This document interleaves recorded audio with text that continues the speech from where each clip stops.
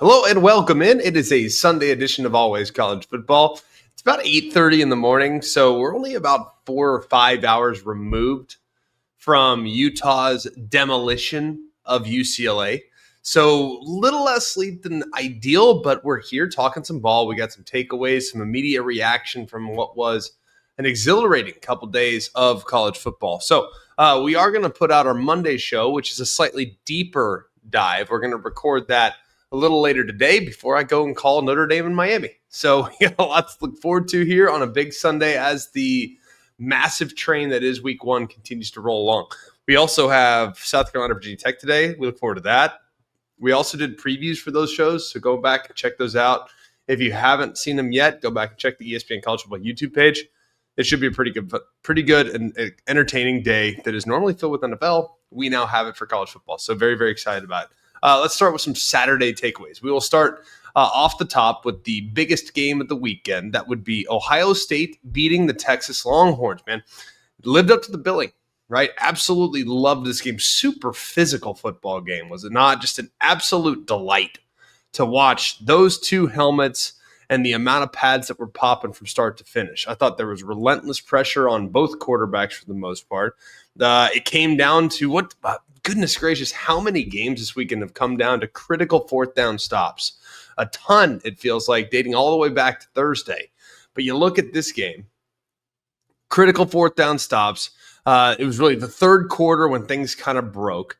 Of course, Ohio State had that one drive there, 13 plays, 87 yards, 8 minutes off the clock, run by C.J. Donaldson to score the first touchdown. That was huge, right? But that was really the only drive with any offensive rhythm in the entire first half of that football game. The third quarter was obviously massive, though. Texas goes all the way down the field, marching, feels like they finally got it going offensively, get to the goal line, and boom, couldn't punch it in. They tried to go with quarterback sneak, which was the bad choice. Unless you're going tush-push, bad choice. I never like quarterback sneak on the goal line. I'd rather give it to my running back who's got some forward momentum instead of trying to get my quarterback up and through the line of scrimmage. Because if you look at that wall that was created by Ohio State's defense, it was across the start. Caden Curry, Lorenzo Styles, just a handful of guys that are just right there along the goal line. And then you have the interception a little later. So you kind of look at that third quarter, I mean, just a critical error on the red zone, but tremendous play by Ohio State in the red zone. I thought it was outstanding. You also had, I think, some good moments from Julian Sayin.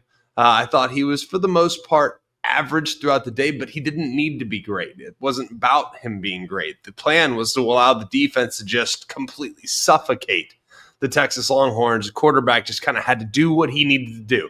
I thought he was solid. I liked the throw, and I loved the catch by Carnell Tate on the touchdown there down the left-hand side. Yes, Texas did respond, but for the most part, it wasn't enough. This game came down to Ohio State in the red zone, and they were outstanding as the field condensed. We'll talk a little more about it on Monday's show, but the red zone play by Ohio State off the charts.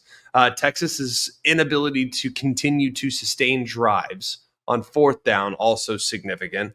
The fact that offense on both sides still very much a work in progress was not that surprising. That's kind of been the theme of the entire weekend. Offense, not great. Defense, however, in many areas, looking elite. And I thought Matt Patricia had a really nice plan as well. So Arch Manning takeaway, I thought he played average. Thought there were a few misses. Thought there were a couple things that his team could have done for him. I thought they did a great job of kind of corralling him in the run game, and that's an excellent defense. So I think that he'll be fine long term. I just don't think that that was the best situation for him, and I don't love some of the things they asked him to do in the passing game, move things. They needed to give him a few more answers where he wasn't on the move. For instance, like the first play of the game is a good example. He one hops a corner. So we'll see where that goes, but we'll do a little bit more on this game here tomorrow on tomorrow's show, because I want to dive a little deeper once I watch some of the tape and see some of the nuance of what goes on. Let's go next to LSU and Clemson. This was a really fun game to watch, by the way. A few moments where you felt like it was going to kind of go in one direction or the other. Some of the bigger takeaways from this game. LSU's defense, right? They were very, very stout. And this has been a group for the last few years that has had some legitimate questions, haven't they? There have been a few games in the last few years where it's like, Clemson's defense, they got exposed again. They got beat again. They got gashed again, whatever it might be. Looking at this Clemson offensive line, felt like the offensive line for Clemson was going to be fine, right? Thought they'd hold up. Thought that was a group that replaced very few starters from a year ago. They had everybody back. They'd played together a lot. And you'd heard all throughout camp that this that LSU defensive line was really getting after Garrett Nussmeier and the entire LSU offense.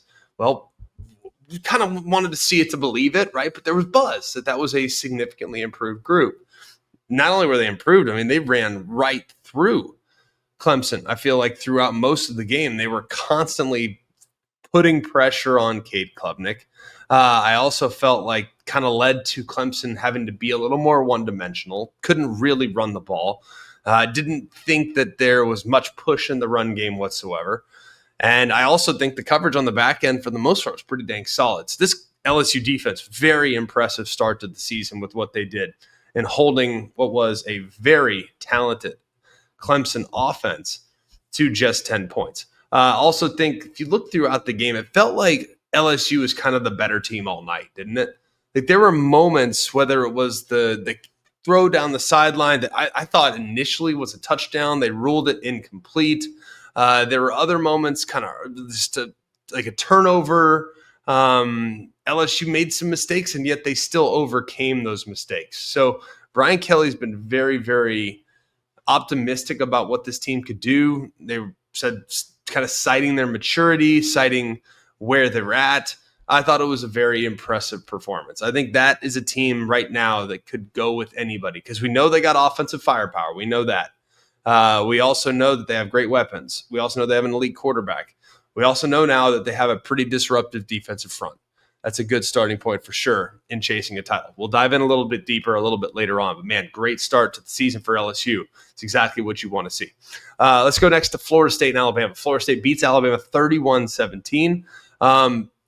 It's kind of amazing to me. And granted, I know where I went to school, right? So I understand why the reaction is what the reaction is because a lot of friends of mine are Alabama fans. What I found kind of amazing, though, in kind of reading and surveying the entire landscape of reaction from this game, so much of it was about Alabama and not nearly enough of it was on Florida State, in my opinion. I thought Florida State looked fantastic. I was actually having this conversation with someone the other day, or someone yesterday. How many teams this weekend looked better against real competition than Florida State? Because the only one that I think you can make a case for was Ohio State. Could maybe make a case for Utah, but how good is UCLA? I don't know. But still, for the most part, man, that was a really impressive performance from Florida State. I thought they were the more physical football team. They controlled both lines of scrimmage. I thought they were able to continuously create confusion in the run game. A lot of horizontal movement, a lot of horizontal stretch, get to the field. They got a powerful running back that can get up and that can run guys over. They got a quarterback that can extend plays, that can keep plays alive, that can run around. You feel like he's dead to rights for a moment. And he runs around and turns something into nothing. There had to have been 3, maybe 4 times that game where I felt like Alabama had Thomas Castellanos dead to rights. I mean, he's sitting there in the pocket, unblocked defender on the right-hand side. He makes the guy miss, boop, zoom right around it. And he just looked a little bit like Michael Vick-esque with how he was moving and how he was running and how he was extending plays. It was very, very impressive. I also think, too, that after the first drive of the game, Alabama went right down the field, pounding it. I mean, just an 8-9 minute drive, just bully ball. I think it was like 16 plays. That defensive front and this newly revised defensive scheme that is implemented by Tony White, Alabama's defensive or offensive line couldn't get any push. I mean, there was no push. There was no movement. This Florida State defensive line was anchoring down. I thought they absolutely worked the left side of Alabama's offensive line. I thought Caden Proctor had a rough day. And they gave him fits. They beat him with speed. It was highly impressive. And then kind of like what we've talked about as a theme, Florida State on 3rd down and 4th down were huge. Alabama to go just 6 of 17 on 3rd down. To go just 2 of 5 on fourth down says a lot about critical down and distance. Obviously, the fourth down stop at the end of the game, that game was already in hand. So there wasn't much rhythm from Alabama's offense. There wasn't much that Alabama could do defensively and getting off the field. It felt like there were countless times in which they'd have Florida State in a good spot only to see a guy make a play. So we will kind of revisit this a little bit more. But the big takeaway for me was that Florida State looked really good. Alabama's got a lot of work to do. And it was surprising to me to see Florida State be the more physical football team.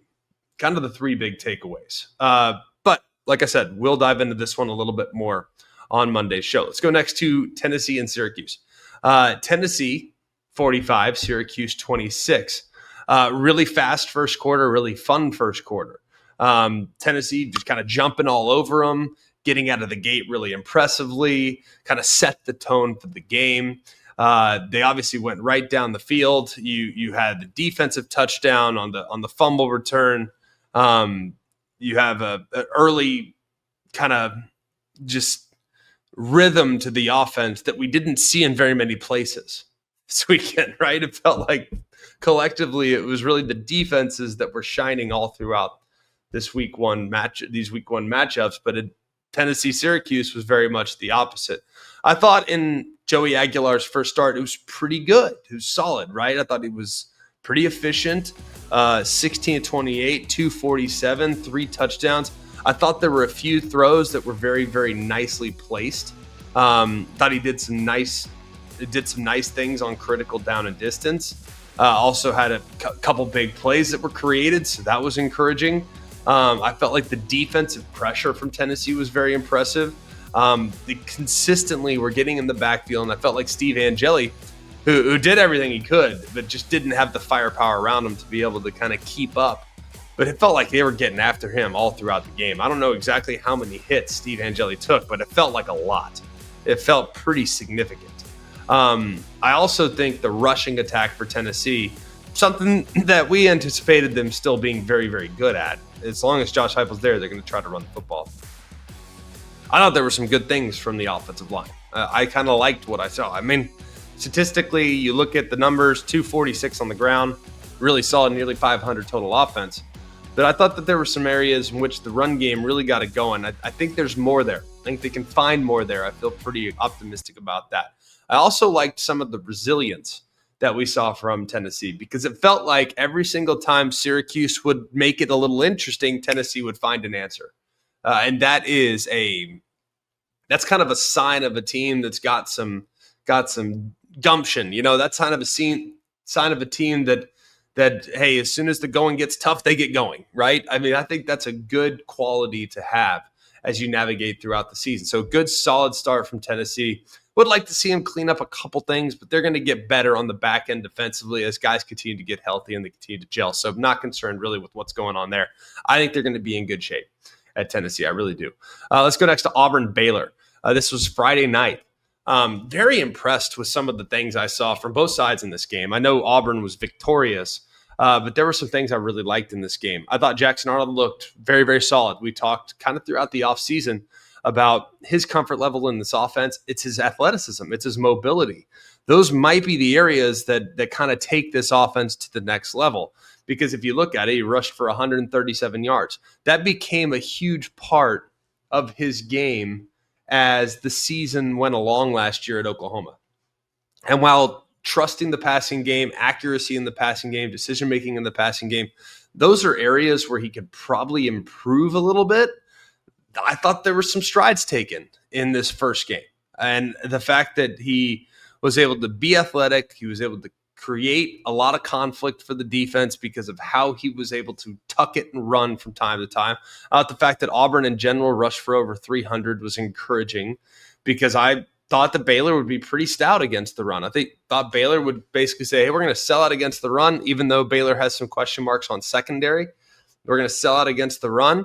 And we're not going to let these wide receivers beat us, or we're not going to let this running attack beat us. Jackson Arnold's passing game accuracy is going to have to beat us. And it was really them dropping back and him taking off, and the things they were able to create in the run game was very, very impressive. I also loved, and I've said this for a long time, one of the biggest units when playing on the road is kick return. And part of that is because it's either out of a half, first half or second half, or after an opponent's score, the immediate and sudden change that goes down when the guy returns a kick to the house is off the charts. It's palpable. So to have that 98-yard kickoff return by Rayshawn Pleasant there after Baylor cuts the lead to 7 there in the second half, it's 24-17, and this thing's getting tight. Boom, 98 yards to the house. Now everything is back in good graces there for the Auburn Tigers. That was massive as well. I also look at Baylor kind of one-dimensional offensively, just 64 yards rushing. But, man, Sawyer Robertson can go, can he? I mean, he's a lot of fun to watch. That young man's going to be – I think he's going to be very special this year in the Big 12. And while this was not a great matchup for them, they obviously lost the game.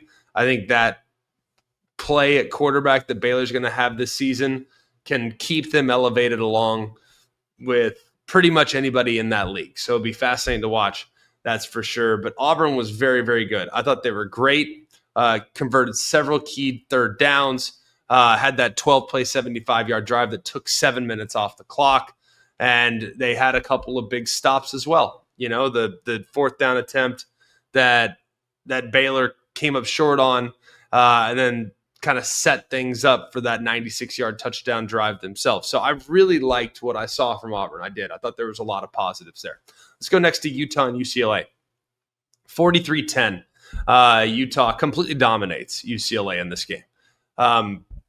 Really solid on both sides of the ball. Was fascinated to see how Devin Dampier would do now that he's elevating to the Power 4 level. It was that offense was firing on all cylinders from the start to the finish. I mean, it was completely and utterly dominant. Just relentless running the football. Devin Dampier was amazing. They were firing on all cylinders. I thought Dampier was excellent in this ballgame. Really, really good. On the defensive side of the football, Utah's always been good there. There's not a whole lot that should surprise you, right? They held UCLA to just 220 yards total offense. They held them to just 84 yards on the ground. They continued to harass Nico Iamaleava throughout the game. It was very, very impressive. So looking at this, I feel very confident in on the ledge that we decided to go out on in backing Utah to make the college football playoff this year. I feel very confident now, especially after watching that performance on Saturday night. Let's go back to Friday night. Georgia Tech beats Colorado 27-20. Could not have been an uglier start to the game for Georgia Tech with, I think, 3 straight drives where they had turnovers. 2 of 3 were unforced because they had a bad snap on the second drive. They had a bad exchange on the first drive. Both those fumbles wind up in Colorado hands. So couldn't have been a worse start on the road, and they were able to get it all back at game's end. Thought this was a really interesting game because I felt like Georgia Tech had a decided advantage in the trenches. That ended up materializing.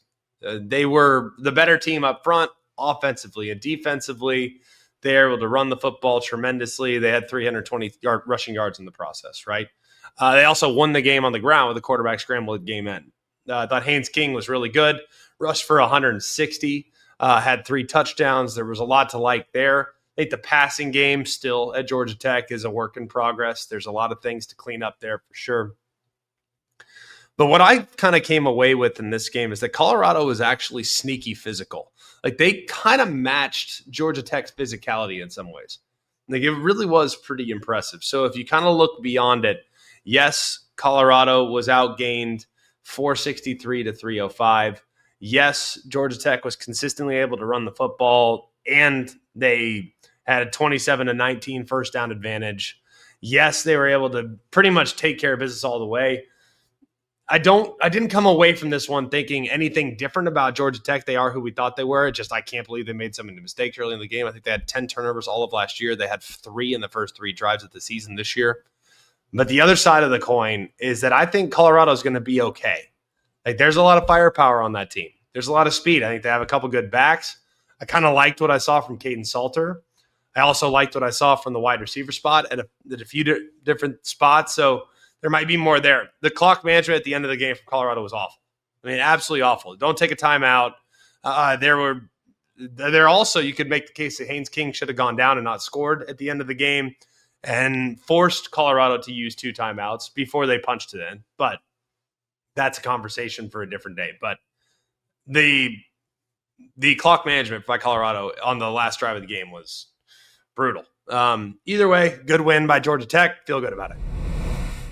Few more. And like I said, we will not get to everything in our Sunday immediate rapid fire recap. We're going to do an extensive deep dive here a little later for our Monday show where we do the 10 things we learned. So if we do not get to an in-depth breakdown of your game, don't feel bad. We will get to it, I can assure you.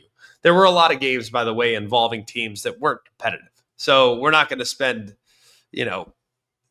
4 minutes on Oregon's demolition of Montana State. You know what I mean? So we will hit it momentarily, but we're not going to go deep in the weeds on it. We might on Monday's show. So keep it locked in here. Nebraska beats Cincinnati. Quick takeaway here. We don't need to go line by line. This game was played 3 days ago. So if you haven't heard it by now, I'm not sure why you're coming to us for Nebraska-Cincinnati breakdown 3 days after the fact. But I loved one thing about this for Nebraska.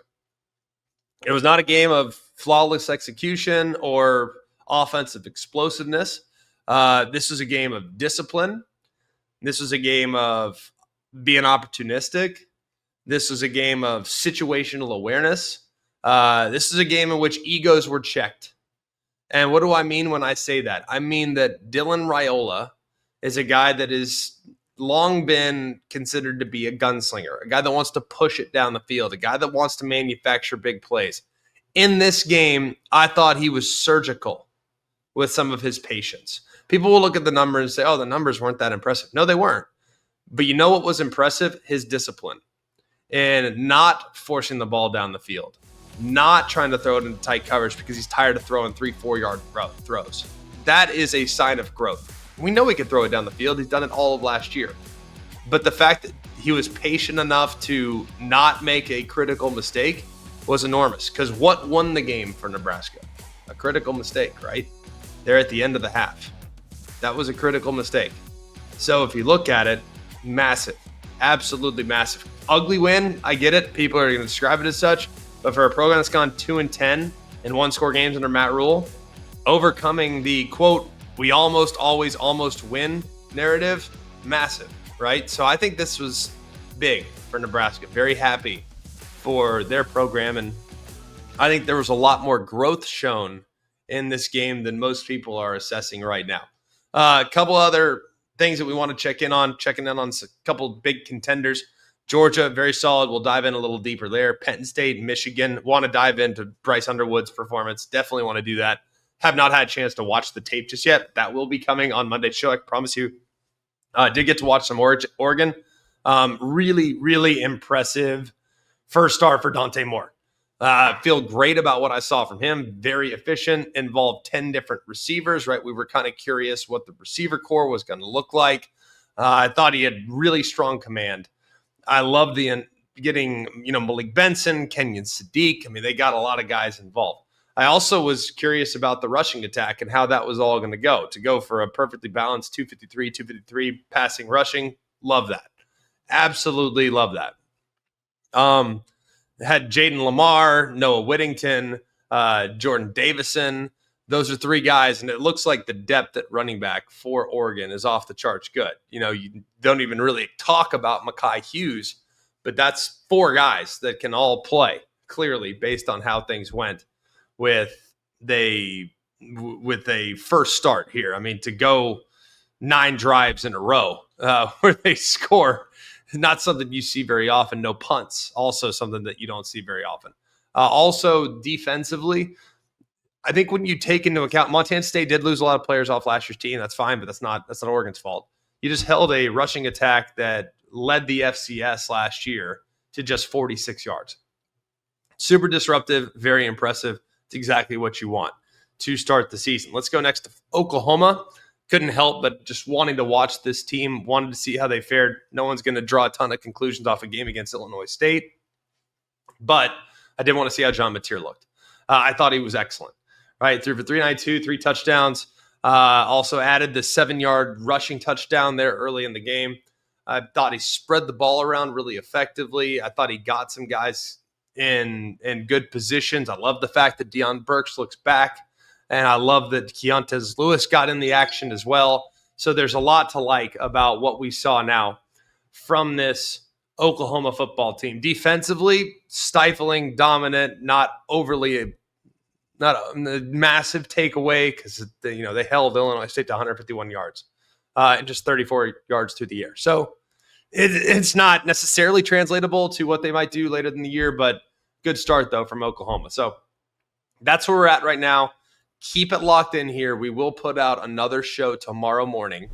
Our big deep dives on what we learned from this past weekend. We always do a list of 10. We probably will keep it at 10. We'll see.